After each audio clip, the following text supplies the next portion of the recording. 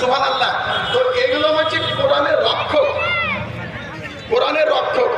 ভালো করে বুঝতে পারছেন তো, যে এখন যদি কোনো কারণে কোরআন পড়ে গেল, বন্যা এসে ধ্বংস হয়ে গেল, কিন্তু অন্তরে যে সিনাই যে কোরআন জমা আছে, এটা আল্লাহ তাআলা সংরক্ষিত করে রাখবেন। তাই এদের মর্যাদা প্রচুর। মা এসা সিদ্দিকা রাদিয়াল্লাহু তাআলা আনহা বলছেন যে হাফেজে কোরআন যারা, যাদের যেমন কোরআন মুখস্থ আছে, তাদের জান্নাতের দরজা সেই রকম হবে। কারণ একটা একটা করে আয়াত পড়বে আর একটা একটা করে দরজায় তারা জান্নাতে উঠে যাবে। এটাও একটা হাদিস, যার ফলে ওদের মর্যাদা চরম। আল্লাহ রাসূল সাল্লাল্লাহু আলাইহি ওয়াসাল্লাম বুখারী শরীফের হাদিস, ইমাম বুখারী রাহমাতুল্লাহ বর্ণনা করেছেন, যারা মাহেরের সঙ্গে কোরআন পড়তে পান করে আল কোরআন মাহেরান, যারা কোরআন পড়ে